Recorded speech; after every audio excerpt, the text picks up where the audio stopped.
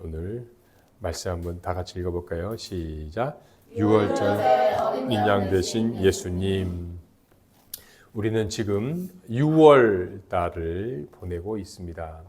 우리나라에서 이 6월 달은 의미 있는 날들이 많아 중요한 달입니다.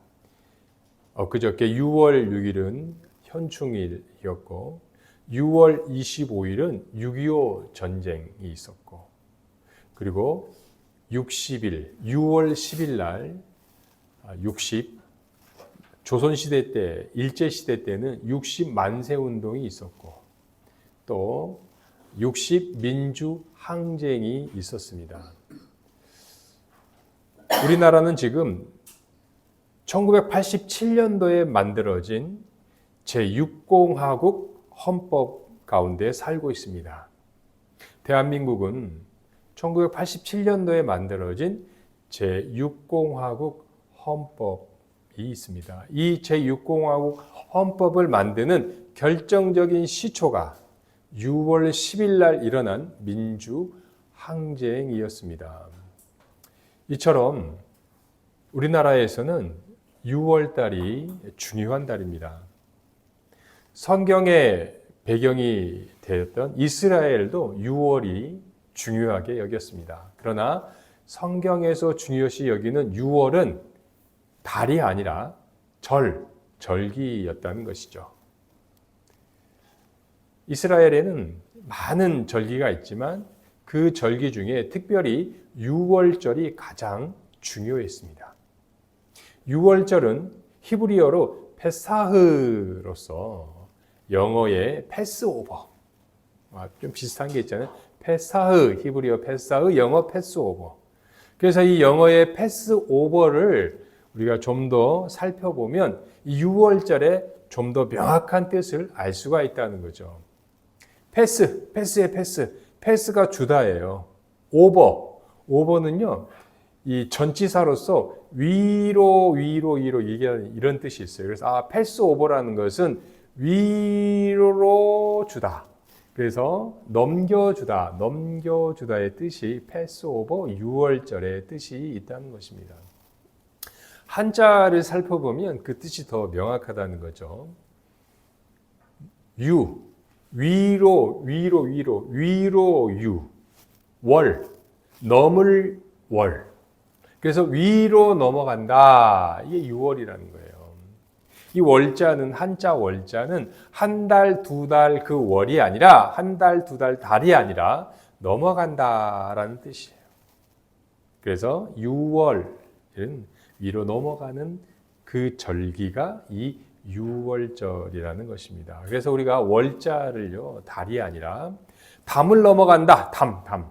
도둑놈이 담을 넘어가는 것을 월담이라고 그러고 38선을 넘어가는 것을 월북이라고 하잖아요.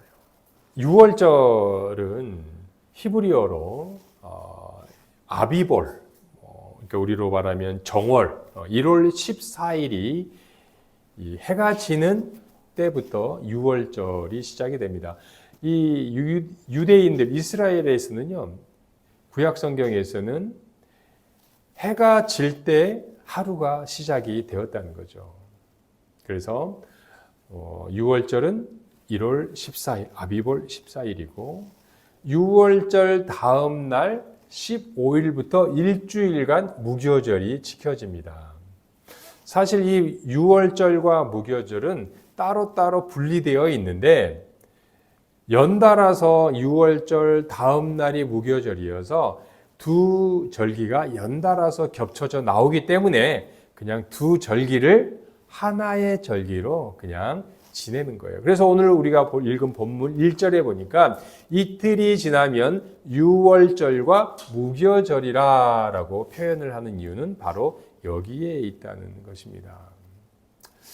이 6월절은 이처럼 정말로 중요한 의미가 담겨 있는데 오늘 본문을 통하여서 6월절에는 오늘날 살아가고 있는 우리에게 어떤 교훈을 주고 있고 그리고 6월절에 어린 양과 예수님은 어떤 연관이 있는지 오늘 본문을 통해서 살펴보도록 하겠습니다. 첫째, 시작! 예수님은 죽음의 위기를 맞이하셨다.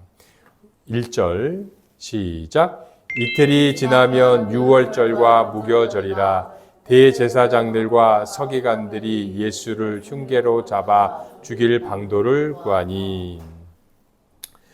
지금 이 본문의 시기상은 6월절 이틀 전이라고 했습니다. 이제 이틀만 지나면 유대인들의 최대의 명절인 6월절이 시작이 되는 겁니다. 우리나라에도 많은 절기가 있지만 명절이 있지만 아마 최고의 명절은 추석일 거예요. 추석을 앞두면 많은 사람들이 준비를 하고 마음이 들뜨고 그런 상황이 바로 오늘 본문의 그런 상황입니다. 이스라엘의 당시에 이 유대의 종교 지도자들이었던 대제사장과 서기관들은 예수님을 잡아 죽일 흉계를 꾸미고 있었다는 것입니다.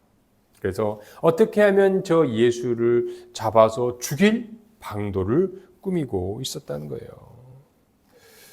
지금까지 우리가 지금 읽은 마가복음 14장 전까지는 이 종교 지도자들이 저 골칫덩어리 꼴보기 싫은 저 예수를 어떻게 죽일까 논의만 했다는 거예요. 궁리만 하고 있었다는 거예요. 그런데 오늘 14장 6월절에 다가온 이때만큼은 이제는 안 되겠다. 진짜 죽여버려야겠다. 실행을 옮기기로 결정을 하고 있습니다. 도대체 이 종교 지도자들은 왜 예수님을 죽이려고 했을까요? 이들은 당시 종교 지도자들은 로마 정부의 로마 제국에 대한 이 협력을 하고 있었어요.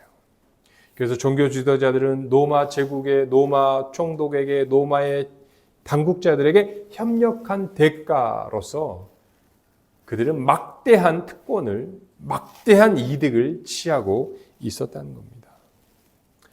이 종교 지도자들은 대제사장과 서기관들은 이 당시의 민중들, 당시의 백성들을 고분고분하게 이게 잘 이렇게 다독여서 그들이 로마 정부에 그냥 잘 복종하도록 그 역할을 맡겼다는 거죠.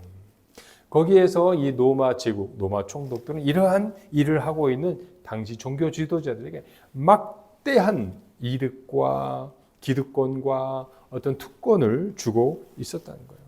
그렇다면 이 당시 일반 백성들은 도대체 자기들이 당시 종교 지도자들에게 말에 따르고 로마 정부에게 협력하고 얻은 것이 뭐냐? 일반 백성들에게는요, 종교의 자유를 얻었다는 겁니다. 이 당시 로마 제국은요, 이 지중해를 자신들의 앞마당으로 삼아서 이 북아프리카, 소아시아, 이 스페인 뭐 전체를 그냥 다스리는 광대한 이 땅을 다스리고 있었어요. 수많은 민족, 수많은 나라, 언어가 다른데 이들을 어떻게 다스릴 수 있냐? 한 가지 방법이 있었다는 거죠. 그것은 뭐냐? 자신들의 황제, 로마 황제를 신으로 만드는 거예요. 그래서 식민지 곳곳마다 로마 황제의 신상을 세워서 로마 황제를 신으로 섬기게 했다는 거예요. 그래서 우리는 하나다. 우리는 하나의 신을 섬긴다. 우리의 통치자는 황제는 신이시다. 신을 따르는 것은 당연하다 해서 이런 우민화 정책을 통해서 그 드넓은 제국을 다스리는 정말로 어떻게 보면 좀 고도의 정치술이 바로 로마 황제 신상이었다는 거죠. 그런데 이 로마 제국도요, 알아요. 다른 나라 사람들은 말을 잘 듣는데 저 유일신 야훼 하나님 여호와만을 섬기는 저 유대인들은 저렇게 하면 안 되겠다. 그래서 로마인들에게만 특별하게 예외를 허용해 줬어요. 그러니까 알았어. 너희들 우리한테 고분고분해. 우리한테 반항하지 마. 그러면 너희들 로마 황제를 신으로 안 섬겨도 돼. 너희들이 섬기는 여호와 하나님 섬겨. 그래. 이렇게 해줄게. 좋은 게 좋은 거라고 서로가 이런 타협을 하고 있었다는 거죠. 그래서 많은 백성들은 당시에 종교 지도자들이 자기들을 이끌어주는 대신 자기들에게 이렇게 종교의 자유를 주는 종교 지도자들의 말을 고분고분히 따랐다는 거죠. 단 소수의 열혈당원, 열심당원 이 사람네들만 극렬하게 로마의 정부에 반항하고 있어요. 다수의 많은 백성들은 이 종교 지도자들의 말을 따르고 있었다는 것입니다. 그런데도 불구하고 종교 지도자들은 왜 예수라는 사람, 예수님을 죽이기로 작정하였느냐? 여러분, 사람이 다른 건 다 참아도요, 질투는 못 참아요. 질투는 못 참아요. 종교 지도자들은요, 다른 건 다 참아도 저 갈릴리에서 온 저 젊은이 예수라는 사람이 자기들보다 백성들한테 더 인기를 끌고 많은 백성들이 자기들보다 예수라는 저 사람의 말을 귀를 기울이거든요. 그래서 예수님의 인기 때문에 이제는 안 되겠다. 저 갈릴리에서 온 예수를 죽여야겠다. 만약에 일반 백성들이 지금 자기들보다도 저 예수라는 사람의 말에 귀를 기울이고 따르게 된다면 지금까지 정말로 겉으로 보기에 평화롭게 로마 정부한테 주고받는 이러한 관계들이 깨지고 기존 질서가 깨지고 걷잡을 수 없는 혼란이 일으키기 때문에 종교 지도자들은 당시에 자기들의 애국심과 충정심에서 저 예수를 어떻게 해서든 죽여야겠다라고 다짐을 한 겁니다. 그런데 저 예수를 죽이긴 죽여야겠는데 하루빨리 죽여야겠는데 명절 유월절 때는 피하자고 그런 거예요. 우리나라도 뭐 추석 되면 설 되면 밥상민심이잖아요. 무서워요. 밥상민심. 그러니까 이 유월절 때는 특별히 유월절 때는 이 예루살렘의 성전에 평소에 2배, 3배 많은 사람들이 몰려들기 때문에 이 유월절 때 인기 있는 예수를 잘못 건드리면 밀란이 일어나고 반역이 일어날까 봐 이 종교 지도자들도 유월절만큼은 피하고 싶었다는 겁니다. 이 로마 총독도요, 평소에는 예루살렘에 있지 않아요. 이 리조트가에 있는 이 지중해의 아름다운 해안을 끼고 있는 편리한 신도시 가이사라의 로마 총독이 거주하고 있다가 특별히 이 유월절 때만큼은 예루살렘에 올라옵니다. 예루살렘 성전이 바라보이는 한눈에 바라보이는 이 안토니아 요새에서 이 당시의 유대 민중들의 유대 백성들이 소요를 일으키지 않나 주시하고 있었다는 거예요.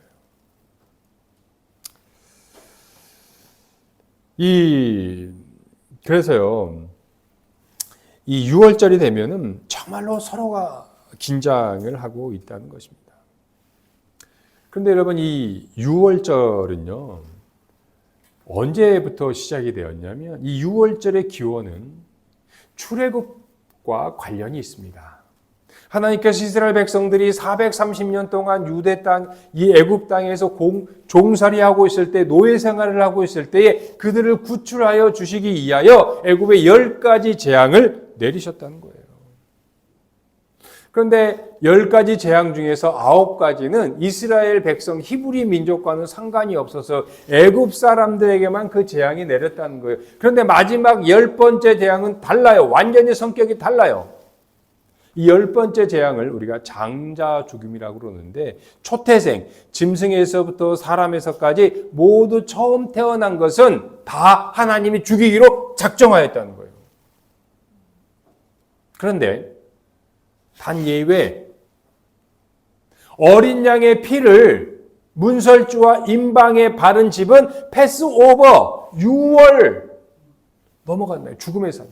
여러분, 죽음의 사자가요, 모든 사람의 집을 다 초태생, 소나 양이나 사람이나 짐승이나 처음 태어난 것을 다 죽이려고 그랬는데, 죽음을 상징하는 피, 어린 양의 피가 바른 집은 이미 죽었구나 하고, 누군가가 죽었구나 하고 패스오버, 죽음의 사자가 넘어갔다는 거예요. 여러분, 이 10번째 장자 죽음은요, 히브리인, 애굽인, 아니 다른 민족들도요, 어린 양의 피만 바르면 패스오버, 구원을 받았다는 거예요. 그런데 히브리인일지언정, 이스라엘 유대인일지언정 그 어린 양의 피를 바르지 않으면 패스오버가 되지 않고 구원을 받지 못하고 죽게 되었다는 것입니다. 여러분, 우리가 구원은요, 하나님이 우리에게 거저 주시는 선물이라는 거예요. 여러분, 선물은 받아들일 때 의미가 있는 것입니다. 우리가 예수님을 믿어야 되는 이유가 바로 여기에 있습니다. 우리가 예수 그리스도의 십자가를 붙잡아야 되는 이유가 바로 여기에 있습니다. 우리가요, 예수님을 믿지 않고 십자가를 붙잡지 않으면 우리는 구원과 상관이 없다는 거예요. 여러분, 우리 인간은요, 내가 아무것도 안 하고 내가 잘못을 했기 때문에 지옥에 가는 게 아니에요. 그냥 우리는요, 자동 시스템, 우리의 프로그램 자체는요, 우리는 그냥 아무것도 하지 않더라도, 나쁜 짓을 하지 않아도 그냥 예수님을 안 믿어도, 믿고 안 믿고 그걸 떠나서 그냥 자동적으로 우리는 그런 지옥에 가게 되는 시스템에 있다는 거예요. 여러분, 우리가 믿어야 구원을 받고 우리가 믿어야 천국에 가는 것입니다. 우리가 예수님을 믿어야 되는 이유, 우리가 십자가를 받아들여야 되는 이유가 바로 여기에 있다는 거예요. 여러분, 홍수가 나요. 홍수가 나면 큰 강물이 물이 불어납니다. 거기에 어떤 사람이 빠져 있어요. 여러분, 그 사람이 큰 홍수의 강물 속에 물이 떠내려가서 죽는 것은 왜 그렇습니까? 이 사람이요, 막 간절하게 SOS를 쳤어요. 구조대에서요, 구조대가 나타난 헬기에서 밧줄이 내려왔어요, 밧줄이. 그 밧줄을 잡으면 구출되는 거예요. 그 밧줄을 잡으면 사는 거예요.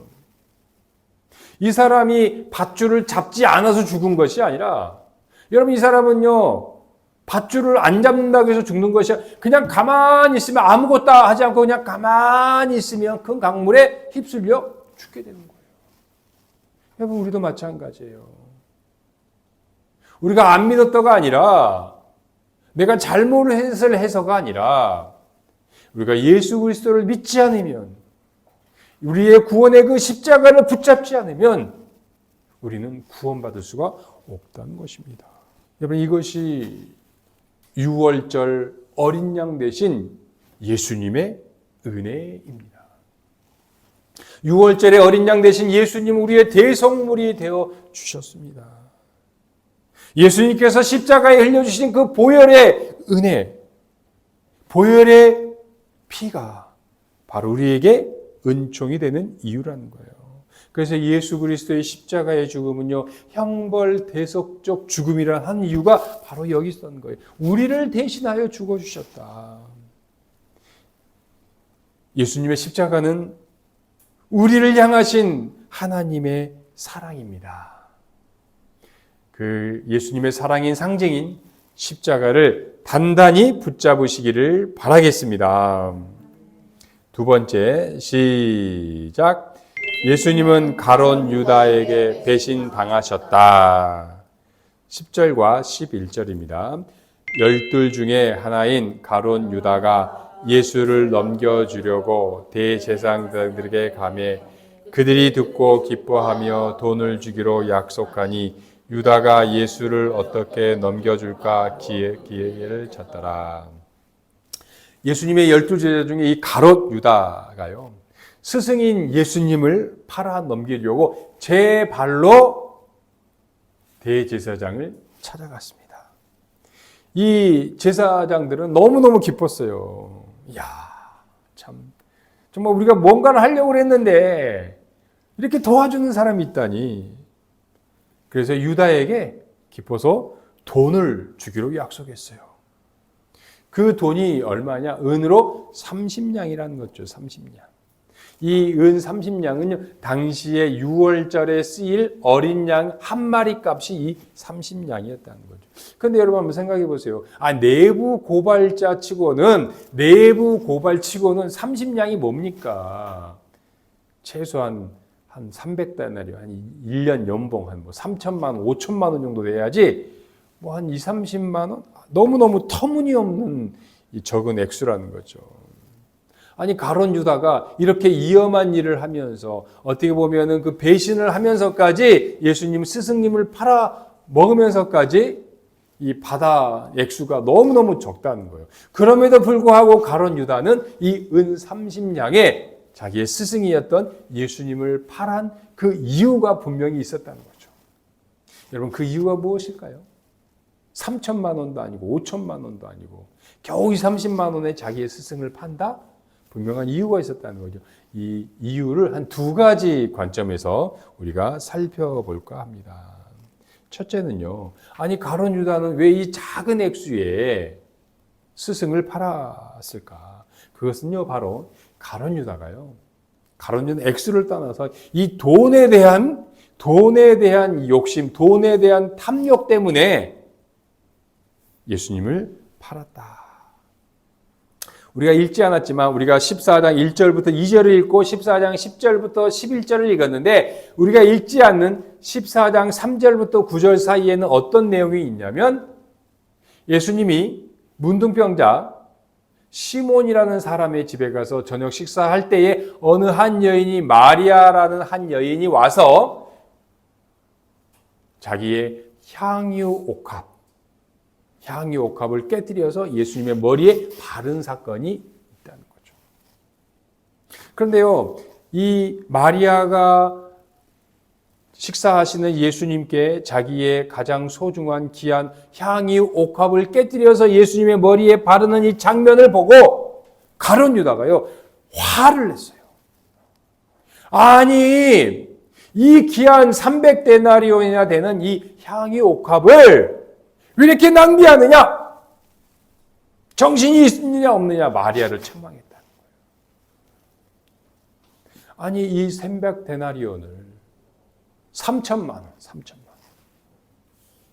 이 한 여인이 이제 평생 돈을 모아서 자기의 결혼을 하려고 하는 이 결혼 지참금인 이 3천만 원, 5천만 원을 그것을 그렇게 왜 낭비하느냐? 그걸 깨뜨려서 예수님의 머리에 바를 것이 아니라 그 향유옥합 그대로 예수님께 선물을 드리면 예수님이 그것을 팔아서 가난한 자에게 줄 텐데 왜 너는 그렇게 낭비하였느냐, 쓸모없는 짓을 하였느냐, 마리아를 책망하였다는 거죠. 그런데 여러분, 이 가룟 유다는요, 진짜 가난한 사람을 생각할 마음이 전혀 없었어요. 가룟 유다를 옆에서 3년 동안 지켜보고 누구보다도 잘 알고 있었던 이 요한복음의 저자, 예수님의 제자 사도 요한은 가룟 유다를 너무너무 잘 알았어요. 가룟 유다 저 인간이 어떤 인간인지 너무 잘 알고 있었다는 겁니다. 그래서 이 요한복음의 저자인 요한은 이 가룟 유다의 실상을 폭로하고 말았다. 요한복음 12장 6절 우리 다 같이 한번 읽어볼까요? 시작! 이렇게 말함은 가난한 자들을 생각함이 아니요 도둑이라 그리고 그의 넣는 것을 훔쳐 가미라라. 평소에 예수님과 12제자의 공금을 맡고 있던 이 가룟 유다가요, 곡간 빼먹듯이 공금을 하나씩 빼먹었어요. 도둑질을 했다는 거죠. 저 300데나리온 최소한 3천만 원에서 5천만 원 되는 저 향유 옥합을 팔아서 그 3천에서 5천만 원 돈을 나에게 맡기면, 공금을 맡고 있는 나에게 맡기면 몰래 한 10%, 300만 원, 500만 원을 자기 몫을 두둑이 챙길 수 있는데, 아니 저 마리아는 말이야 저걸 깨뜨려서 예수님의 머리에 발라. 그러니까는 자기 몫이 사라지니까 가룟 유다로서는 화가 나고 분노가 치밀었다는 거예요. 그리고 예수님도 좀 말리시지. 마리아야 그렇게 하지 마라. 그냥 있는 그대로 나에게 주어라. 이렇게 좀 말리시지. 마리아를 칭찬하는 모습을 보면서 이 가룟 유다는요, 예수님에 대한 심한 분노와 실망감이 넘쳤다는 거예요. 그래서 여러분 이 사건은요, 향유옥합 사건은요, 이 가룟 유다가 어떤 인간인지, 그 사람의 정체성이, 저 사람의 본질이 무엇인지를 분명하게 알려준 중요한 사건이었다는 거죠. 이제 가룟 유다는요, 더 이상 예수님과는 함께 할 수 없다 판단한 거예요. 그래서 결국 자기의 스승 예수를 팔아넘기기로 작정을 한다는 것입니다. 또한 이 가룟 유다가 30냥이라는 이 작은 액수를 가지고 예수님께 팔아넘긴 결정적인 이유가 정치적 이유라는 거예요.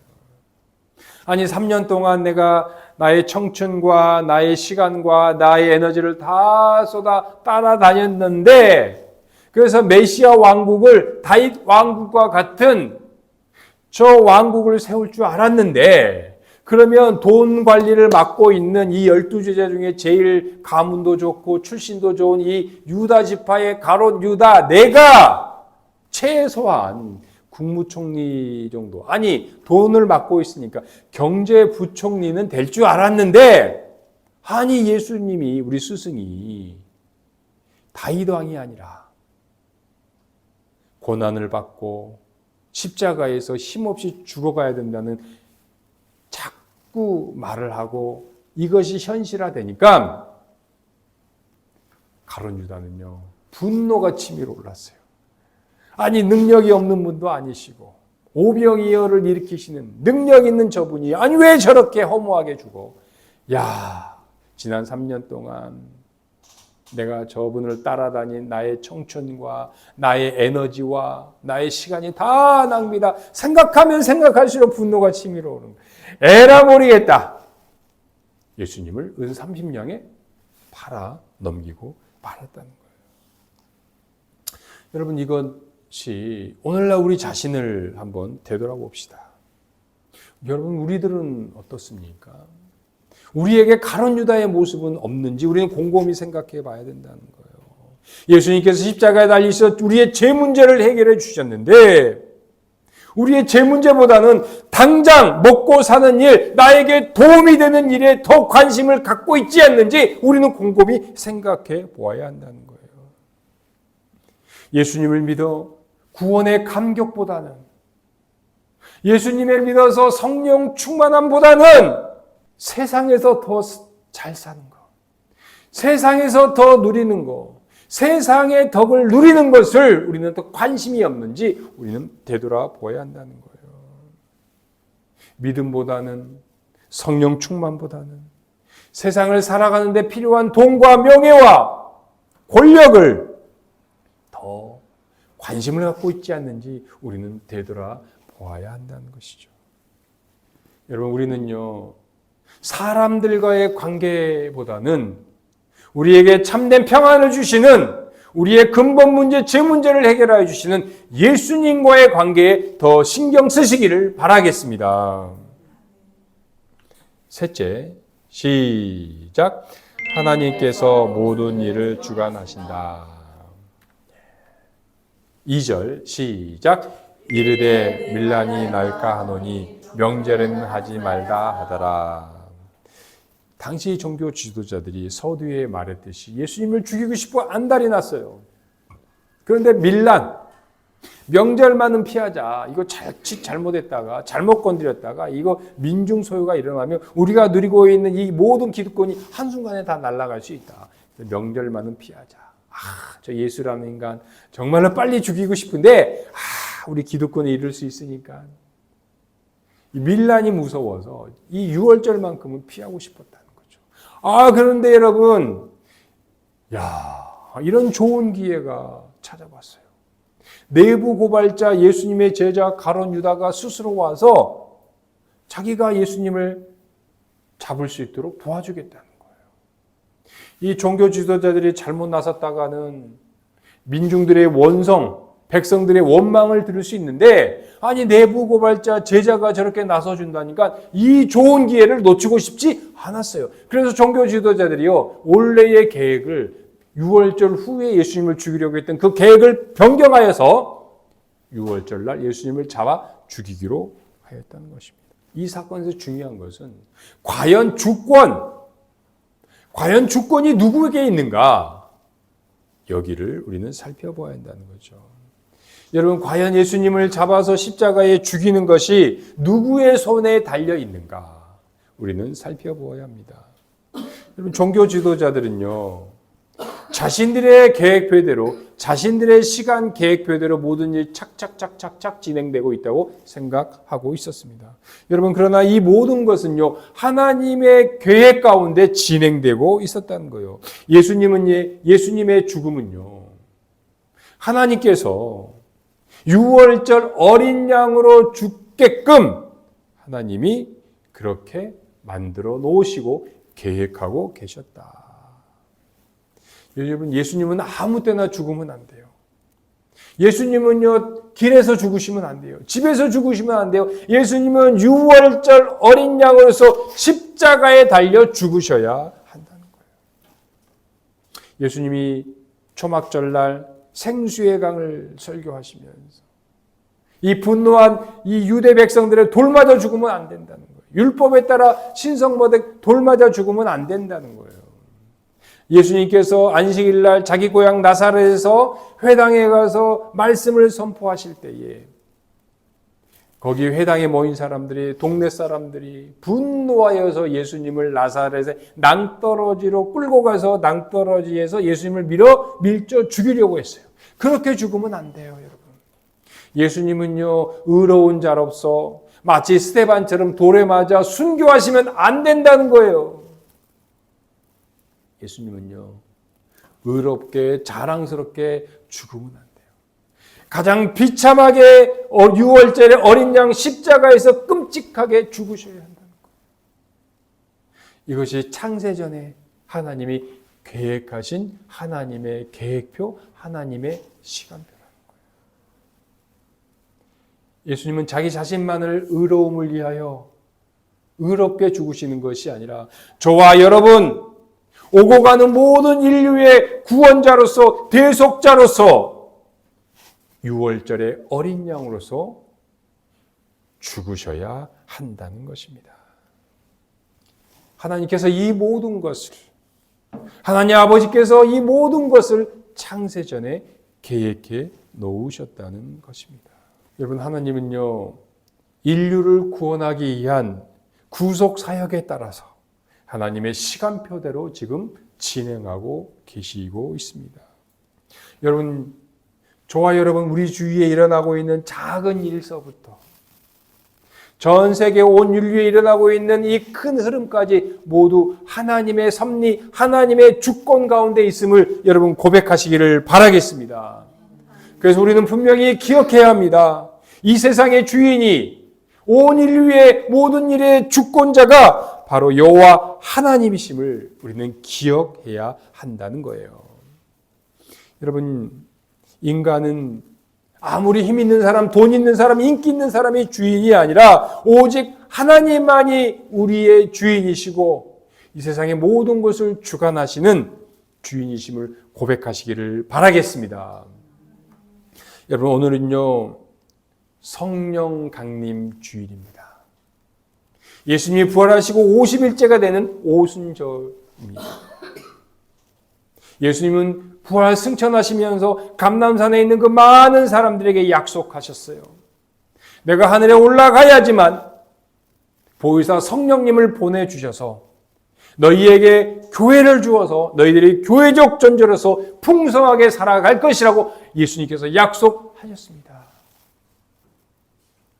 예수님이 약속하신 대로 성령님께서는 오늘 성령 강림을 해 주셨어요. 하늘에 계신 성령님께서 우리의 보혜사가 되어 주시기 위하여, 우리를 인도하시고 보호해 주시기 위하여 이 땅에 내려오셨습니다. 하나님의 시간표는요, 하나님의 계획표는요, 때가 되면 반드시 이루어 주십니다. 주님은요, 오늘도 우리에게 약속하신 바를 이루어 주시기 위하여 일하고 계심을 믿으시기를 바라겠습니다.